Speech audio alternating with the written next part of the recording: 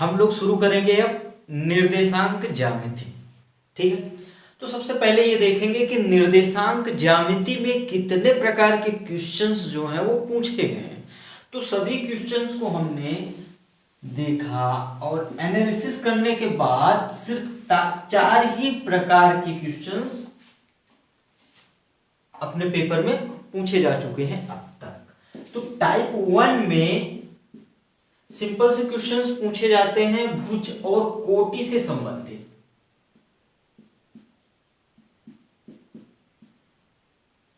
ठीक है, निर्देशांक जो होते हैं इन सभी से संबंधित क्वेश्चंस पूछे गए हैं। ठीक है, टाइप 2 की अगर हम बात करें तो इसमें दूरी फॉर्मूले से क्वेश्चंस पूछे गए हैं। दूरी फॉर्मूला आपको पता है, दो बिंदु A और B हैं जिनके निर्देशांक x1 y1 और x2 y2 है, तो इनके बीच की दूरी ये जो AB है ये अपने को नापना है ना। तो अभी हम इसके लेके तो नापेंगे नहीं, उसके लिए अपने पास फॉर्मूला जो है वो है root of x1 minus x2 का whole square plus y1 minus y2 का होल स्क्वायर। तो इससे संबंधित क्वेश्चन पूछे गए। ठीक है, टाइप 3 की अगर हम लोग बात करें तो टाइप 3 में विभाजन सूत्र से संबंधित सवाल हम लोग देखे हैं। विभाजन m अनुपाते n, फॉर्मूला पता है आपको,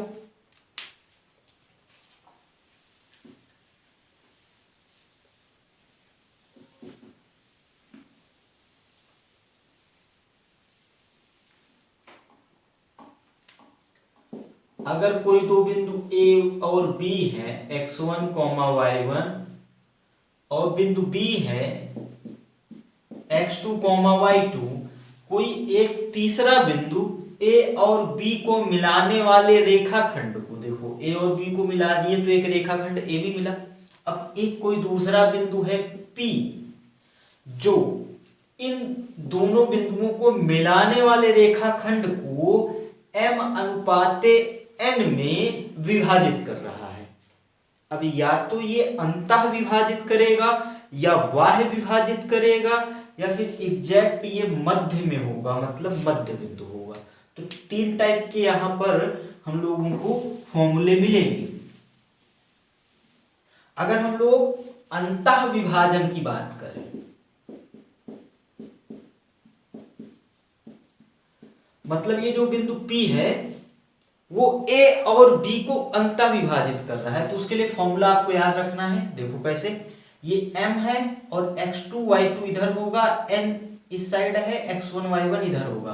तो कुछ क्रॉस वाला चीजें समझ में आ रही ना, ये m का इस साइड मल्टीप्लाई करेंगे हम लोग और इस n का इस साइड मल्टीप्लाई करेंगे।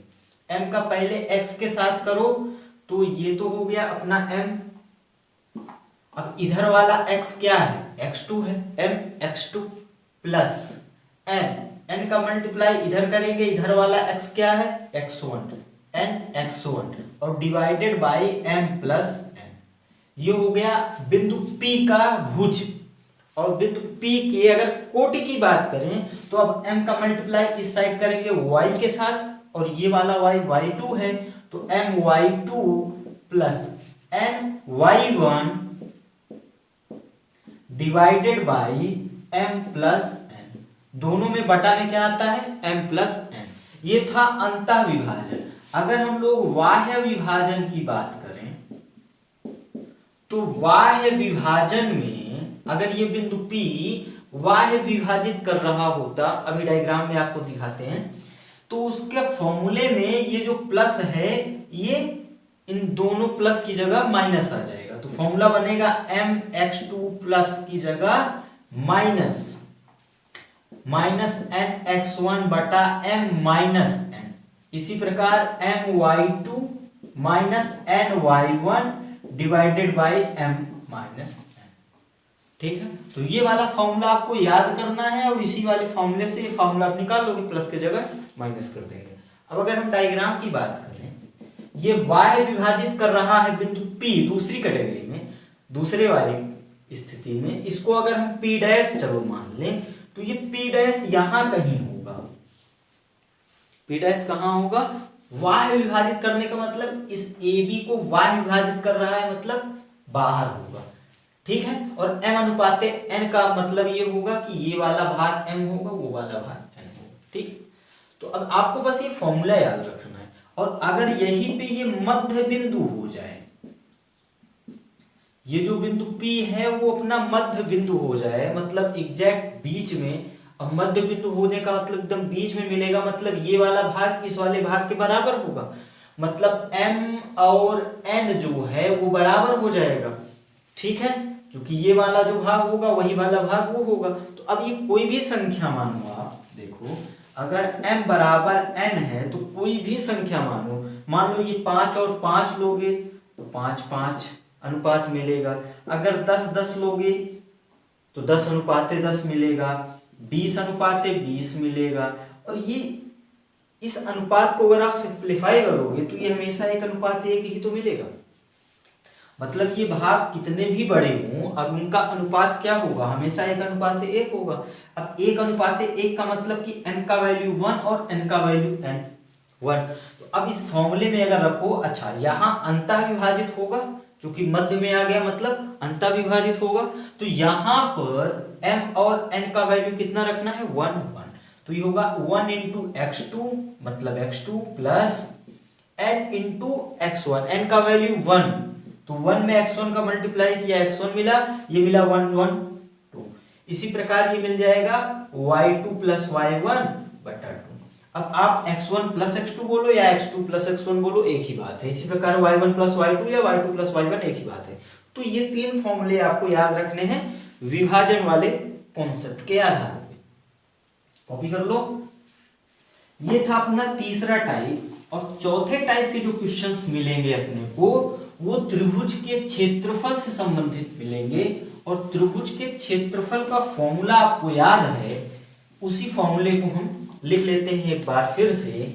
अब देखो, अगर ये एक त्रिभुज ABC लिया हमने, जिसके बिंदु जो शीर्ष बिंदु हैं ABC, इनके निर्देशांक अपने को दिए गए हैं x1, y1, ये है x2, y2, और ये है अपना x3, y3।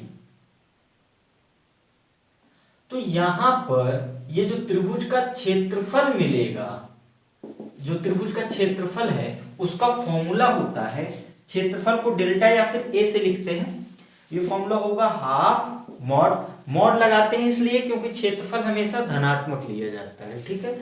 फॉर्मूला है x1 y2 minus y3 plus x2 y3 minus y1। एक बार मैं लिख लेता हूं, फिर आपको बताता हूं कैसे याद करना है आपको, ठीक है। और फिर प्लस का x3 तो y1 माइनस y2। अच्छा, इसके आगे लिख देते हैं, है ना। ये आप कॉन्सेप्ट समझ में आ गए, त्रिभुज आप बना लेना, है ना। प्लस हो गया x3 और यहां मिल जाएगा y1 माइनस y2। अब याद कैसे करना है आपको? 1 2 3 1 2 3 1 2 3 चलना है हमेशा। कैसे? ये इसको 1, इसको 2, इसको 3। अब 3 बिंदु आपने मान लिए। अब आपको ये जो डायरेक्शन में, किस डायरेक्शन में घूमना है? एंटी क्लॉकवाइज, घड़ी की विपरीत दिशा, वामावर्त। तो अब देखो 1 2 के बाद 3 आएगा, 2 3 के बाद 1 आएगा, 3 1 के बाद 2 आएगा। इसी डायरेक्शन में आपको घूमना है। अब देखो, सबसे पहले ये याद करो कि ब्रैकेट में हमेशा y होगा। जो ब्रैकेट होगा, एक ब्रैकेट ये, एक ब्रैकेट ये, एक ब्रैकेट ये, तीनों ब्रैकेट में y होगा। और बीच में होगा माइनस, बीच में होगा माइनस, है ना माइनस। तो बीच में तो हो गया नेगेटिव, माइनस हो गया, और ब्रैकेट में हो गया हमेशा y। देखो तीनों ब्रैकेट में क्या है? y है, पहली बात। दूसरी बात, दोनों के बीच में कौन सा साइन है, कौन सा चिन्ह है? माइनस का। तो पहली बात तो ब्रैकेट में हमेशा y होगा, दूसरी बात क्या होगा? माइनस होगा। तीसरी बात, ब्रैकेट के बाहर होगा x, बाहर होगा x और x कैसा होगा पॉजिटिव, यहाँ भी पॉजिटिव, यहाँ भी पॉजिटिव, यहाँ भी पॉजिटिव। याद हो गया। अब 1 2 3 चलना है, 1 2 3 x के लिए, तो x1 ये हो गया, x2 ये हो गया, x3। इतनी बात समझ में आई। अब ब्रैकेट के अंदर कैसे लिखना है इस पे आते हैं। 1 1 ले लिए आप, 1 के बाद क्या आएगा 2, फिर 3 आएगा, तो 2 - 3। पहले 1 लिख लिया आपने, उसके बाद 1 के बाद 2 और 3 आएगा, तो 2 - 3। और ब्रैकेट के अंदर होगा y, मतलब y2 - y3, ब्रैकेट बंद। फिर ब्रैकेट के बाहर x आएगा, तो अब अगला x कौन होगा 2, मतलब x2 हो गया, ये x1 था। अब 2 के बाद क्या, 2 के बाद 3 1, मतलब 3 - 1, पहले 3 फिर 1, 3 - 1, ब्रैकेट के अंदर माइनस रहेगा। अब 2 हो गया तो 3 आ गया, अब 3 क्या होगा, 3 के बाद क्या आएगा 1 2, 1 - 2, 1 - 2, और ब्रैकेट के अंदर होगा y, तो क्या हो गया y1 - y2। याद हो गया। ऐसे याद करना है आपको। अब आप ये डायग्राम बना के याद रखोगे, प्रैक्टिस करोगे, याद हो जाएगा। मैं कैसे याद रखता हूं मैं आपको बता देता हूं, है ना।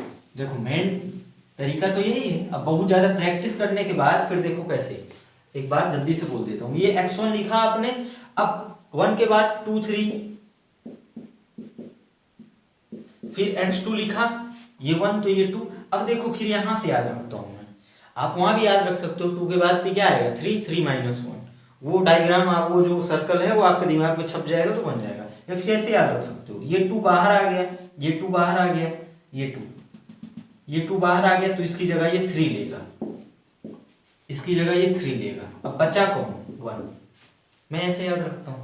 अब ये 3 फिर से बाहर आ जाएगा, x3 बाहर तो x होगा। अब ये 3 बाहर आ गया, तो इसकी जगह 1 लेगा, मतलब y1। अब बचा कौन 2 y2। तो जैसे भी आप याद रखो, है ना। मेन क्या है, याद रखना।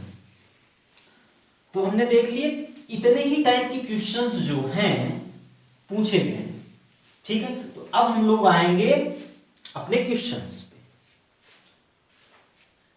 तो बहुविकल्पी क्वेश्चंस हम लोग सबसे पहले देखेंगे। और बहुविकल्पी क्वेश्चन में पहला क्वेश्चन पढ़ो। पहला क्वेश्चन कह रहा है, चित्र में बिंदु P के निर्देशांक बताना है। आपके सामने एक चित्र बना है,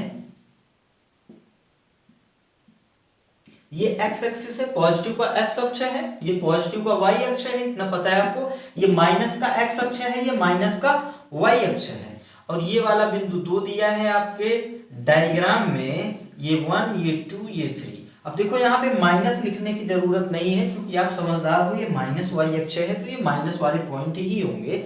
लिख दे तो भी अच्छा, ना लिखे तो भी अच्छा। तो अब ये जो बिंदु P है, ये यहां पर है, इस बिंदु का आपको निर्देशांक बताना है।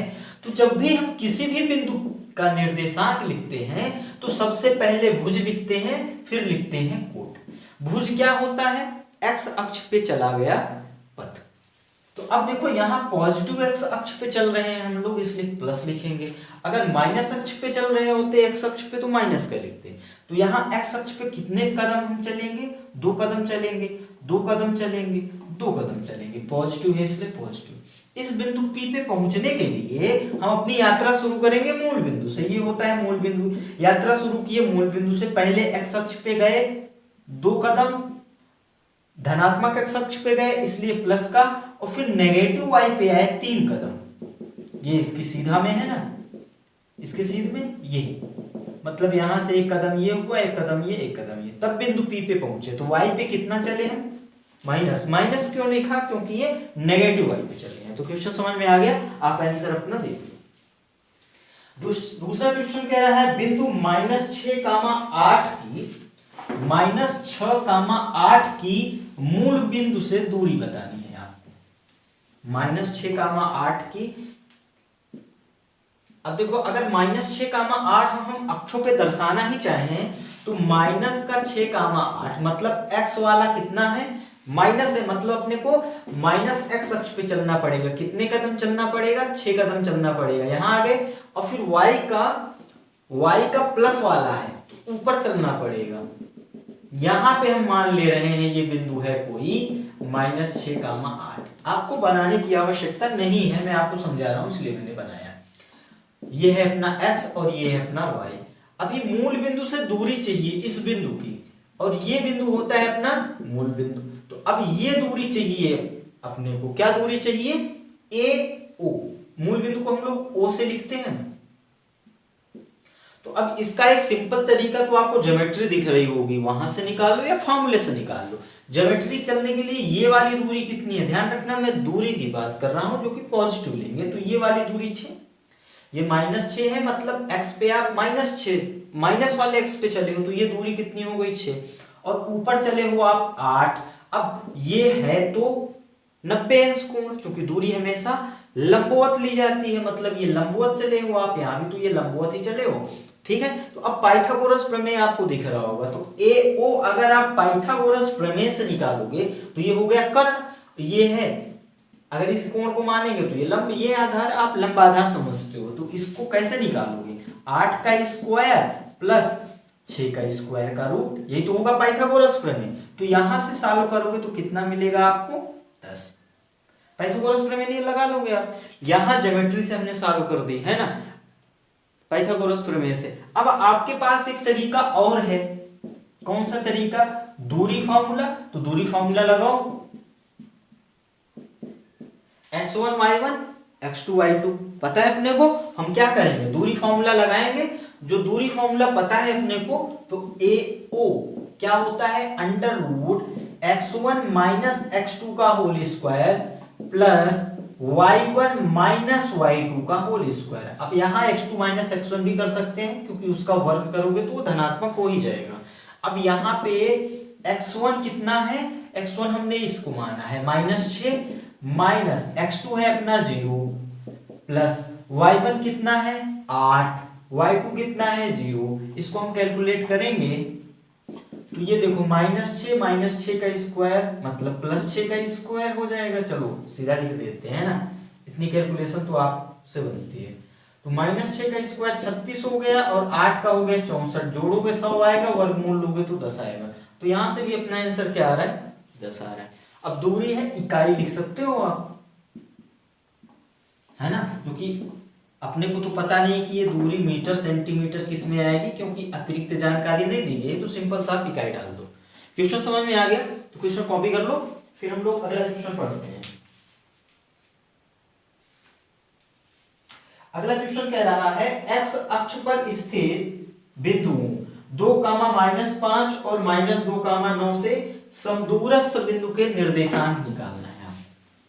अगर आप सवाल को ध्यान से पढ़ो तो कह रहा है एक्स अक्ष पर स्थित, वो जो बिंदु है ना वो बिंदु है एक्स अक्ष पर स्थित। तो एक्स अक्ष पर कोई भी बिंदु आप सोचो तो उसकी कोटि तो हमेशा 0 होगी ना। एक्स अक्ष पर अगर कोई भी बिंदु आप सोचोगे तो एक्स अक्ष पे y का वैल्यू क्या होता है 0, y क्या होता है अपना कोट। यहां पर कोई भी बिंदु मानो एक्स अक्ष पे, यार कोई भी बिंदु मानो, उसका y कितना होगा मतलब कोटि कितनी होगी 0। तो ये बात आप नोट करके लिख लेना। और y अक्ष पे अगर बिंदु मानोगे तो उसका भुज 0 होगा, मतलब x वाला वैल्यू 0 होगा। अब यहाँ आप कुछ भी मान सकते हो, ये मैंने जस्ट ए मान लिया है, आप b मानो, x मानो, y मानो, कोई भी चर मान के उसको कैलकुलेट कर सकते हो। कॉन्सेप्ट क्या है कि x अक्ष पे कोई भी बिंदु मानना है आपको तो उसका y 0 मानो, और y अक्ष पे अगर बिंदु मानना है तो उसका x मतलब भुज 0 मानो, ठीक है। अब देखो सवाल कह रहा है कि वो जो बिंदु है 2,-5 और 2-5 और -2 9, इन दो बिंदुओं से समदूरस्थ है। समदूरस्थ का मतलब ये आप समझ रहे होंगे कि इन दोनों बिंदुओं से उसकी दूरी क्या है समान है ना। ये दो बिंदु A हैं। अब अगर आप ज्योमेट्री बनाना ही चाहो, है ना, आप अगर पेपर में बनाओगे, खैर है तो ये ऑब्जेक्टिव क्वेश्चन, लेकिन आप मैथमेटिक्स का क्वेश्चन है, आपको सॉल्व तो करना ही है। तो अगर ये डायग्राम बना के करोगे तो अच्छा रहेगा। ये बिंदु 2,-5 यहां कहीं होगा, इस चतुर्थांश में होगा। चलो ये 2,-5, चलो अक्ष हम दर्शा दे रहे हैं, आपको आवश्यकता नहीं है। यहां से आपका भुज और कोटि का कॉन्सेप्ट भी क्लियर हो जाएगा, इसलिए हम डायग्राम ये बना रहे हैं। तो 2, -5 मान लो यहाँ पर होगा। और इसी प्रकार एक बिंदु कौन सा है, -2, -9, -2 और 9 यहां कहीं मिलेगा ये, -2, 9।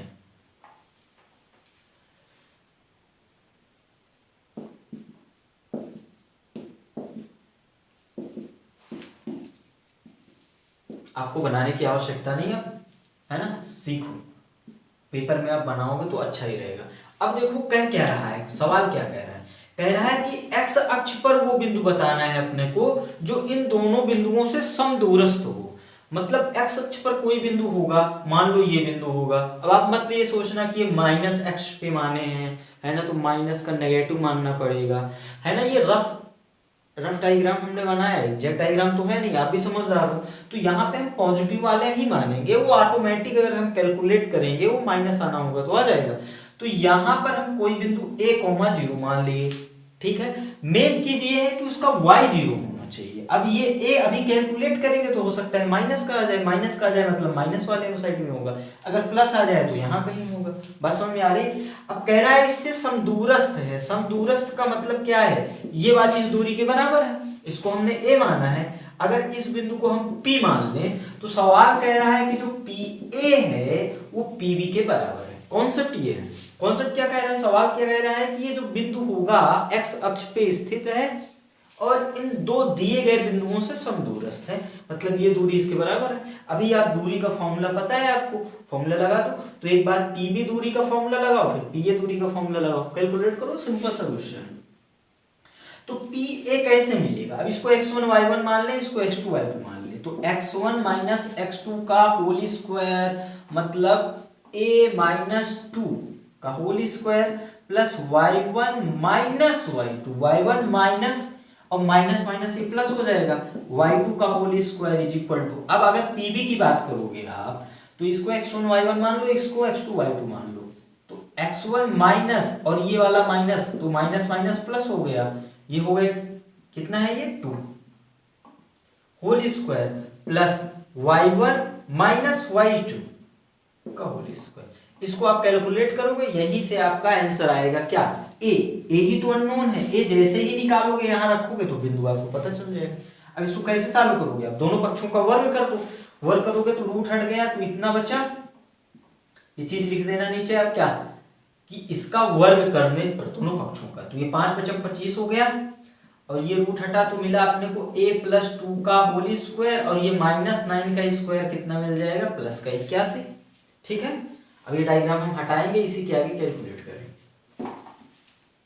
ये हमने डायग्राम बनाया क्यों, ताकि क्वेश्चन की फीलिंग आ जाए आपको, क्वेश्चन थोड़ा सा फील होना चाहिए। तो अब यहाँ पे आपको a माइनस बी का होल स्क्वायर लगाओ तो a² + b² माइनस का 2ab, ये +25 है ही, यहाँ मिलेगा a² + b² + 2ab, ये +81 है। देखो क्या कैंसिल हो रहा है, a² + 4 कैंसिल हो रहा है, ये इसको इधर ले जाओ, तो इसको इधर ले जाओगे तो 8a हो जाएगा और इसको इधर ले जाओ, इसको इधर ले गए तो इसको इधर ले आओ तो ये हो जाएगा 25 - 81। देखो ऑटोमेटिक आ गया ना नेगेटिव। तो अब यहाँ घटाओ, 81 में से 25 घटा दो, ये 6 हो गया, इधर ये 7 5 हो गया, 8 × 7 = 56 होता है, ये माइनस का आएगा। तो a का वैल्यू कितना आ गया माइनस, देखो अपने आप माइनस आ गया, ठीक है। मतलब बिंदु क्या होगा, जो बिंदु P हमने माना था वो क्या होगा -7,0। यही अपना आंसर है, कॉपी कर लो। -7,0 मतलब आपका ऑप्शन कौन सा सही है, बी वाला, ठीक है। अगला क्वेश्चन पढ़ लो, कह रहा है बिंदुओं -1,3 और 5,2 के बीच की दूरी फॉर्मूला लगाना है, कैलकुलेट कर दो आप।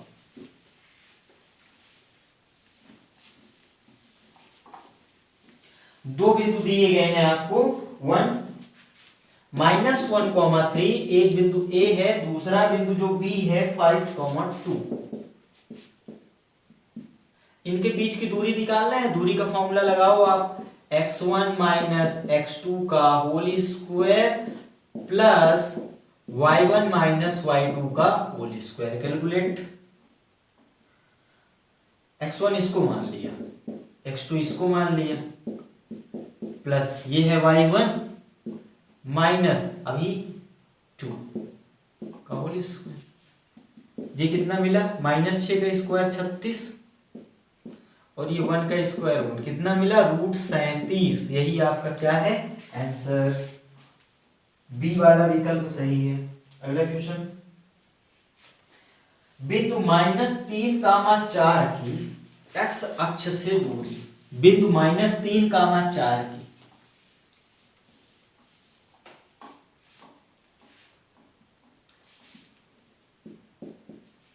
x अक्ष से दूरी निकालनी है ना आपको, x अक्ष से दूरी निकालनी है।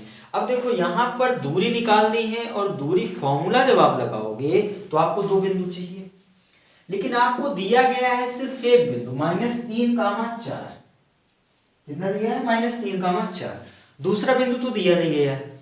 दूसरा बिंदु के लिए बोल रहा है कि x अक्ष से दूरी, मतलब यहाँ बिंदु तो दिया नहीं है, तो x अक्ष से दूरी निकालनी है। तो अगर इस बिंदु की हम स्थिति देख लें निर्देशाक्ष में कहां पर होगी तो वहां से अपना काम बनेगा।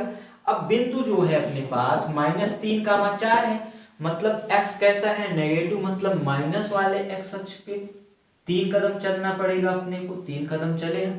अब y पॉजिटिव है प्लस का, 4 कदम चलना पड़ेगा अपने को, 4 कदम चले। तो पहले x पे चले फिर चले y पे, तो यहां आ गए, ठीक है। और यही बिंदु होगा अपना -3, 4। बात समझ में आ गई। आपने निकालना क्या है x अक्ष से दूरी, ये पूरा x अक्ष है ना। तो अब और दूरी हमेशा लंबवत निकाली जाती है, क्योंकि दूरी तो इससे बहुत सारी दूरियां हैं। अब कहोगे कौन सी दूरी निकाल दें, तो दूरी सदैव लंबवत निकाली जाती है, मतलब ये वाली दूरी। तो अब ये देखो इस बिंदु पे पहुंचने के लिए आप x पे 3 चले हो, तो अगर ये वाली दूरी की बात करूं तो ये वाली दूरी 3 है, और यहाँ पे यहां से यहां तक चले हो कितना 4, मतलब ये दूरी कितनी है आपकी 4। और यही दूरी तो आपको निकालना है x अक्ष से दूरी, मतलब यही वाली दूरी है। तो अपना आंसर क्या होगा 4। अगर यहीं पे पूछता सवाल y अक्ष से दूरी बताओ, तो y अक्ष से दूरी मतलब ये वाली लंबवत दूरी, जब भी कहे लंबवत दूरी आपको समझना है। तो ये वाली दूरी निकालनी है आपको, ये दूरी। अब ये अगर 3 है तो ये भी कितना होगी 3। तो अगर y अक्ष से दूरी पूछता तो कितना होती 3। अब दूरी हमेशा पॉजिटिव लेंगे, तो आप -3 मत बोलना, है ना। और x अक्ष से दूरी कितना है 4, तो इस सवाल का आंसर तो है 4। अगला क्वेश्चन पढ़ो। कह रहा है बिंदुओं -2, 6 और -2, 10 को मिलाने वाले रेखाखंड के मध्य बिंदु के निर्देशांक निकालना है। दो बिंदु दिया गया है आपको, और उन दोनों बिंदुओं को मिलाने से जो रेखाखंड बन रहा है उसका मध्य बिंदु निकालना है आपको। तो आपने अनुपात का फॉर्मूला पढ़ा था m/n, और वहीं पर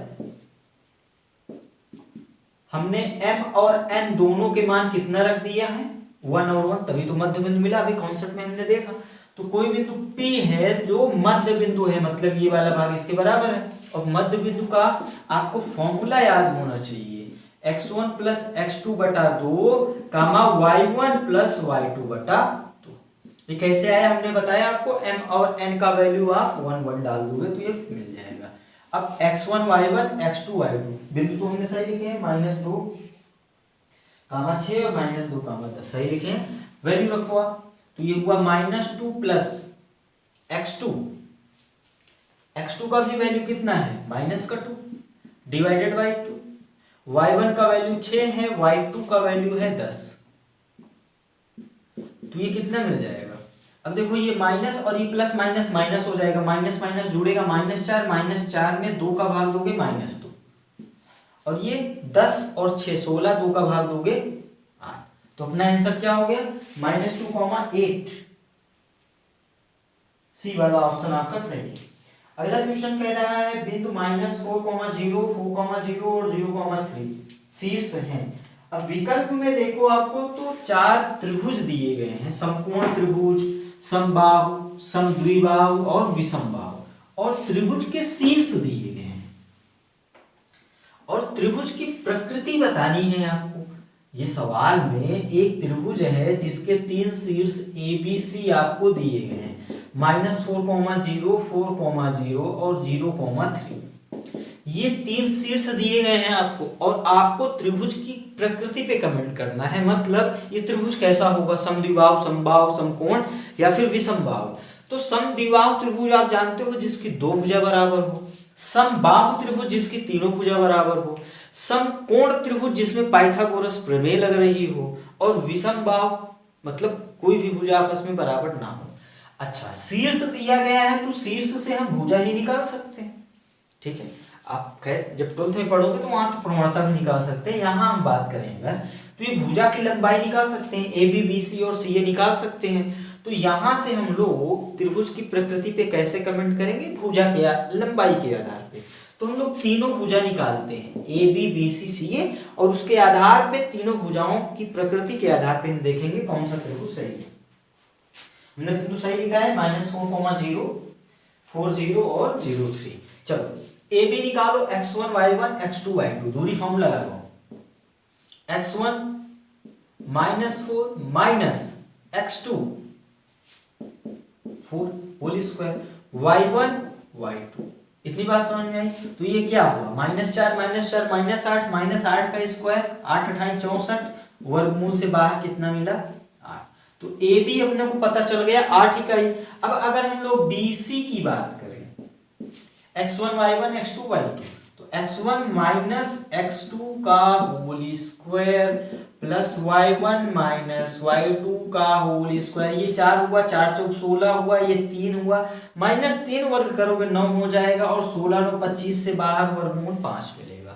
क्लियर है। अब अगर हम लोग AC की बात करें तो AC कितना मिलने वाला है अपने को, x1 y1 x2 y2 मानो, तो -4 0 का होल स्क्वायर प्लस 0 -3 का होल स्क्वायर। इसको सॉल्व करो, ये -4 का स्क्वायर 16 और ये 9, तो 16 9 25, वर्गमूल से बाहर निकला 5। अब अगर आप देखो तो ये दोनों भुजाएं क्या दिख रही हैं, बराबर, BC और AC। अब अगर एक त्रिभुज की 2 भुजाएं बराबर है तो वो त्रिभुज कौन सा होगा, समद्विबाहु। तो अपना ऑप्शन देख लो आप, समद्विबाहु त्रिभुज होगा, मतलब B वाला विकल्प सही होगा। अगला क्वेश्चन पढ़ो, कह रहा है बिंदु, अब आपको 3 बिंदु दिए गए हैं, 1,2 0,0 और A,B संरेख हैं। तो अब विकल्प देखो, वहां पर A और B में संबंध दिया गया है, वही आपको चेक करना है। ठीक है, 3 बिंदु आपको संरेख दिए गए हैं, तो 3 बिंदु संरेख होने के लिए कंडीशन क्या होती है, त्रिभुज का जो क्षेत्रफल है वो कितना हो जाए, 0। त्रिभुज का क्षेत्रफल अगर 0 होगा तो वो तीनों बिंदु क्या होंगे, संरेख। देखो, संरेख होने का मतलब एक ही रेखा में होंगे, वो तीनों बिंदु एक ही रेखा में होंगे, ABC BAC, अब कुछ भी मानो आप, सीरियल है ना। तो अब यहां पर ये तीनों बिंदु क्या है, एक ही रेखा में है, तभी तो ये संरेख कहे जाएंगे। अब अगर ये एक ही रेखा में है तो त्रिभुज बनेगा ही नहीं, और अगर त्रिभुज बनेगा ही नहीं तो उसका क्षेत्रफल कितना होगा, 0। और क्षेत्रफल का फॉर्मूला पढ़ा है अभी आपने, x1 y2 y3 plus x2 2 के बाद 3 ब्रैकेट के अंदर y, है ना, ऐसे ही याद करना है आपको, 3 - 1, फिर x3 तो y1 y2, याद है आप। अब जो 3 बिंदु दिए गए हैं वो तीनों बिंदु आप लिख लो। चलो ABC ही अगर बोल रहा है तो आप भी ABC ही मान लो, A B और C। A का निर्देशांक कितना दिया है, 1,2, B दिया है 0 0, C दिया है A, B। कैलकुलेट कर लो, 1 और 2 ही दिया था ना, हाँ 1 और 2 ही दिया था। अभी संरेख है मतलब डेल्टा कितना होगा, 0। डेल्टा मतलब क्षेत्रफल। इसको हमने x1 y1 मान लिया, इसको x2 y2 और इसको x3 y3, वैल्यू रखो यहाँ पे, ये डेल्टा निकाल रहे हैं हम लोग। ठीक है, तो ये हुआ हाफ मॉड, x1 का वैल्यू है 1, y2 है 0, y3 है b। यहाँ पे गलती नहीं होनी चाहिए मान रखने में। ठीक है, अब x2 का वैल्यू है 0, y3 का वैल्यू है b माइनस y1 का वैल्यू है 2 प्लस x3 का वैल्यू है a, y1 का वैल्यू है 2 माइनस y2 का वैल्यू है 0। इसी को सॉल्व कर लो। ठीक है, अब ये हाफ का इसमें मल्टीप्लाई कर लिया। अब देखो यहाँ पे डेल्टा, चूंकि सवाल कह रहा है ये संरेख हैं, इसलिए डेल्टा कितना होगा 0। अब ये हाफ का यहाँ पे डिवाइड करो, मल्टीप्लाई करो, कुछ भी करो, 0 ही होगा। ठीक है, अब यहाँ पे आपको वैल्यू तो निकालनी नहीं है कि आपको पॉजिटिव और नेगेटिव देखना है। यहाँ पे आपको x मतलब a और b में कैलकुलेट करना है, इसलिए आप मॉड हटा सकते हो। तो अब यहाँ पे माइनस b मिलेगा, ये वाला तो 0 हो गया, यहाँ मिलेगा प्लस का 2a। तो यहाँ अगर इसको इस तरफ ले जाओगे तो कितना मिलेगा, b is equal to 2a मिला ना। तो यही अपना आंसर है, आप ऑप्शन देख लो, b is equal to 2a, C वाला विकल्प सही है आपका। तो सवाल कह रहा था संरेख है, संरेख होने का मतलब डेल्टा कितना, सवाल कह रहा है -4, 2 और 5, 6 को जोड़ने वाले रेखाखंड का मध्य बिंदु दिया है। आपको अल्फा का वैल्यू निकालना है। मध्य बिंदु को अगर ध्यान से देखो आप तो उसी में अल्फा है। ठीक है, वही अपने को निकालना है। तो मध्य बिंदु का आपको फॉर्मूला पता है, बोलो। दो बिंदु आपको कौन कौन से दिए गए हैं, -4, 2 और दूसरा बिंदु कौन सा है 5, 6।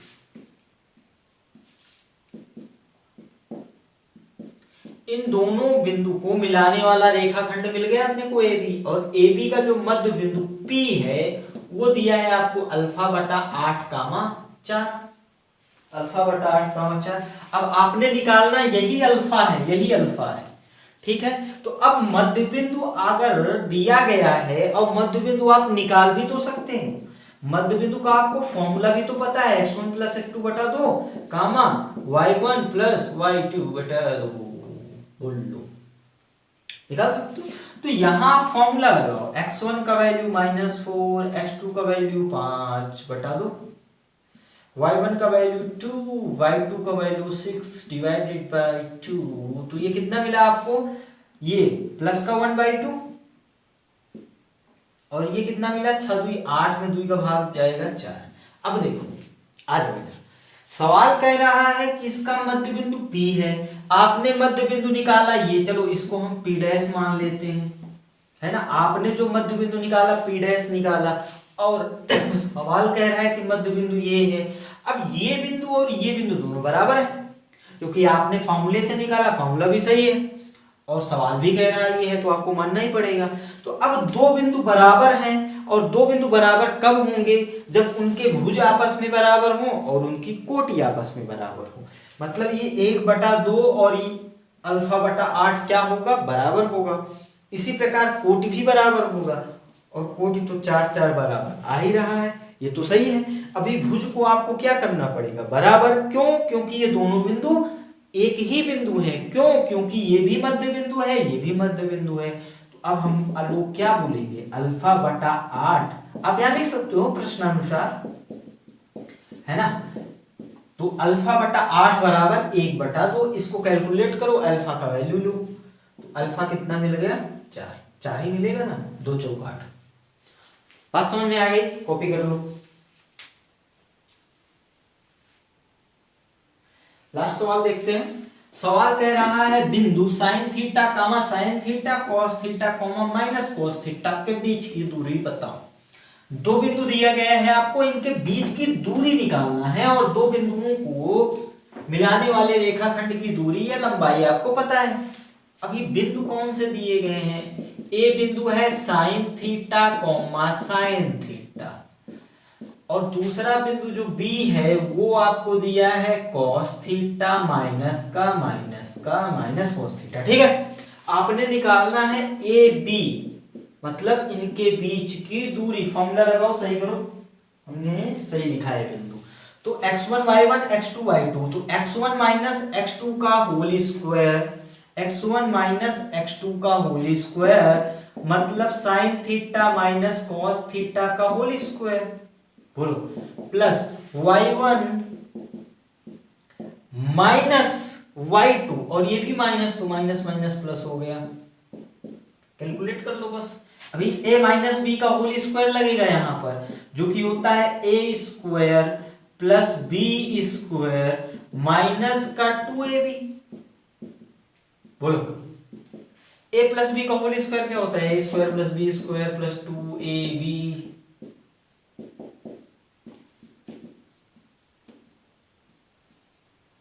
अभी यहां से देखो क्या कटने वाला है, ये वाला वैल्यू माइनस का, ये वाला वैल्यू प्लस का, ये दोनों कट जाएगा। ये वाला और ये वाला क्या हुआ? कट गया।